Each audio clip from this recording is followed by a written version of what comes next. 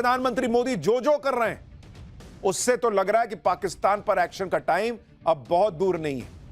PM Modi अब यह तय करने में जुट गए हैं कि पाकिस्तान को कब कैसे सबक सिखाना है, उसकी फाइनल चीजें हो रही हैं और उसके लिए सही जगह, वक्त और मौका तय किया जा रहा है। एक के बाद एक बड़ी बड़ी मीटिंग्स हो रही हैं।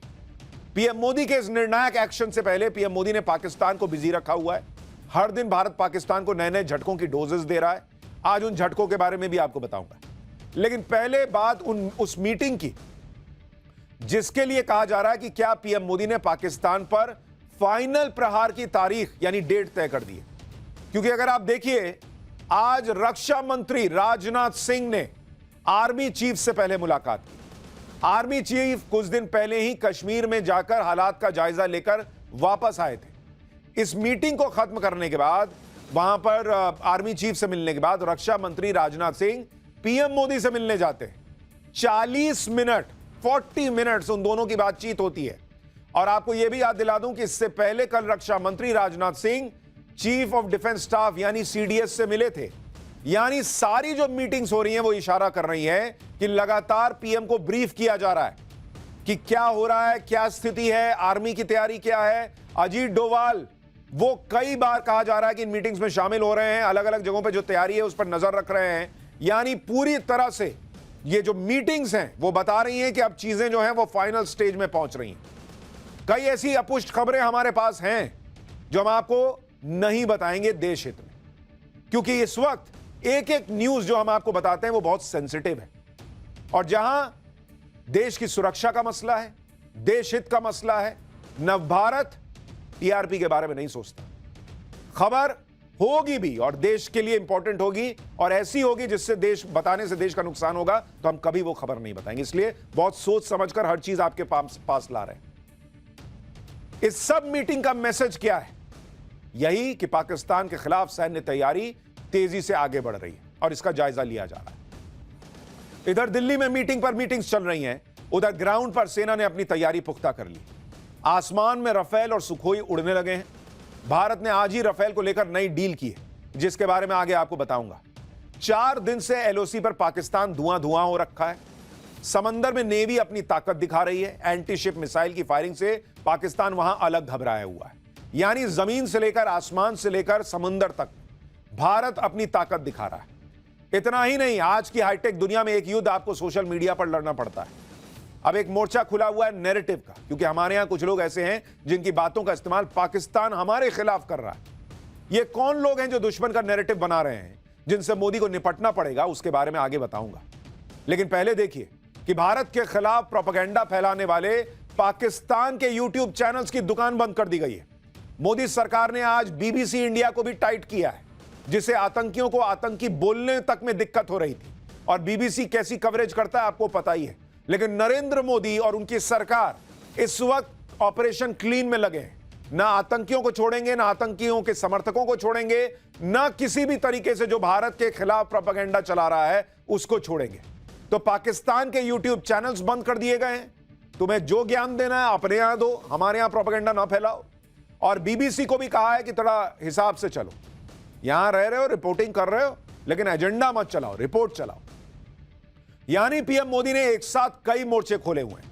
पीएम मोदी के बैक टू बैक एक्शन से पाकिस्तान कैसे घबराया, भारत में पाकिस्तान की भाषा बोलने वालों को क्या नई चेतावनी दी गई है, ओवैसी और उमर अब्दुल्ला जैसे नेता वायरल क्यों हो रहे हैं, पाकिस्तान के खिलाफ तैयारी का फाइनल काउंटडाउन किस तरफ जा रहा है, यह सब आज आपको दिखाऊंगा। लेकिन जो पहले दिन भर हुआ उसकी एक झलक देखिए।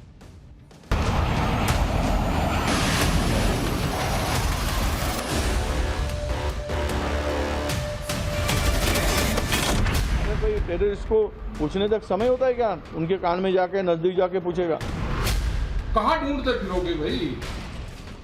चोर तो आपके बीच में यही घूम रहा हो। खुद ही लोगों को मरवा देते हैं। छोड़ो ना, तुम क्या जोकरों का नाम ले रहे मेरे सामने? हमारा पानी बहेगा या उनका खून बहेगा।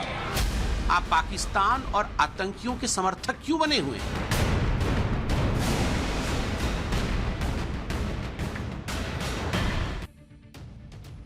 बाहर के दुश्मनों से तो नरेंद्र मोदी लड़ लेंगे, उसकी तैयारी जोर शोर से चल रही है। लेकिन घर के अंदर कुछ लोग जो ऐसी भाषा बोल रहे हैं जो दुश्मन बोलता है, दुश्मन को पसंद आती है, उनसे भी निपटना जरूरी है। ये वो लोग हैं जो सवाल करने की आड़ में पाकिस्तान और आतंकवादियों का नैरेटिव चला दे रहे हैं। सरकार से सवाल जरूर करने चाहिए, लेकिन जब हालात ऐसे हों कि देश अपने दुश्मन का जवाब देने जा रहा है, दुनिया को सबूत देकर बता रहा है कि देखो इसको ठोकना जरूरी है, तो कम से कम उस वक्त में वही बात करनी चाहिए जो देश हित में है, न कि पाकिस्तान के हित में या आतंकवादियों के हित में। बहुत सोच समझ कर बोलना चाहिए। लेकिन यहां भारत में कुछ लोगों ने जैसे ठान रखी है कि पाकिस्तान और आतंकियों को ही फायदा पहुंचे तो पहुंचे, लेकिन हम तो मोदी विरोध में बोले। कांग्रेस के एक नेताजी हैं, उनको सुनिए। पीड़ितों के आंख के सामने उनके अपनों को आतंकियों ने मार दिया धर्म पूछकर, और महाराष्ट्र कांग्रेस के विधायक हैं विजय वेट्टीवार, वो मानने को तैयार नहीं, कह रहे हैं कि आतंकी के पास इतना टाइम है कि धर्म पूछ के मारेगा। सुनिए जरा भाई साहब। तो उन्होंने हिंदू का पूछ कर मारा। अरे कोई टेररिस्ट को पूछने तक समय होता है क्या? उनके कान में जाके नजदीक जाके पूछेगा। ये सब जो बातें हैं बहुत सारे इसमें कंट्रोवर्शियल, कोई बोलता है ऐसा हुआ ही नहीं, कोई बोलते हैं ऐसा हुआ है। ये प्लान करके मत करो। टेररिस्ट है, उसको कोई जात धर्म नहीं होता है।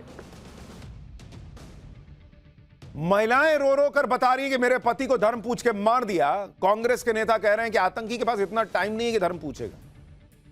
बच्चा बता रहा है कि मेरे बाप को मार दिया धर्म पूछकर।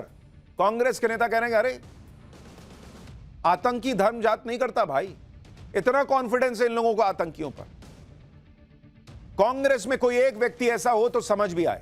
यहां तो पूरी लंबी लिस्ट है भाई। कर्नाटक के एक मंत्री आरबी तिम्मापुर, उनका कहना है कि जो आतंकी गोली मार रहे हैं क्या वो जात और धर्म पूछेंगे? वो तो सिर्फ गोली मारेगा और भाग जाएगा।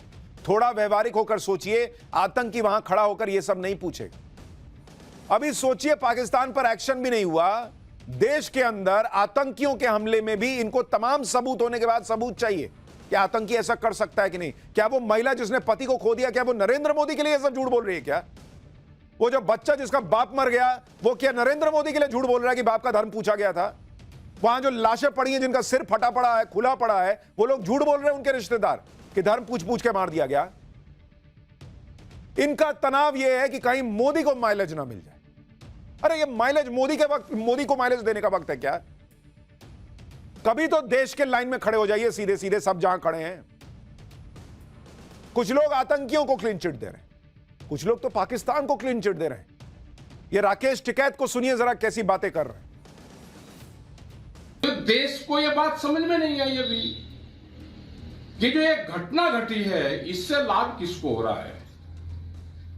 कहां ढूंढते फिरोगे भाई? चोर तो आपके बीच में यही घूम रहा है। वो बॉर्डर पार पाकिस्तान में थोड़ा है कि जो भी ठाव पूरे देश की वो चले जाओ पाकिस्तान में। चोर तो आपके बीच में है। इस घटना से किसको लाभ हुआ है और किसको नुकसान हुआ है? क्या कोई कश्मीर के लोग अपने यहां पे घटना करके आबाद होंगे? यानी इनके हिसाब से जो घटना हुई है वो यहीं घर के लोगों ने की है, पाकिस्तान का कोई रोल नहीं है। ये है राकेश टिकैत। बक्कल उतार देने की बातें करने से लेकर अब देश के खिलाफ बयानबाजी कर रहे हैं। इस तरह की बयानबाजी से देश को नुकसान होगा। पाकिस्तान ऐसे ऐसे बयान उठाकर दुनिया को दिखाएगा कि देखिए वहां के लोग ही कह रहे हैं कि ये तो भारत के लोगों ने किया है। पाकिस्तान को फायदा आसानी क्या होगा, यह आसानी से समझा जा सकता है, लेकिन शायद इस इकोसिस्टम को मोदी विरोध के आगे कुछ दिखना बंद है। जैसे एक सिंगर है नेहा राठौर, उसने ऐसा बयान दिया है जिससे वो पाकिस्तान में रातों रात स्टार बन गई। नेहा सिंह राठौर ने आरोप लगा दिया कि मोदी सरकार ने बिहार चुनाव में फायदे के लिए हमला करवाया होगा, लेकिन यह बड़बोलापन भारी पड़ गया उसको।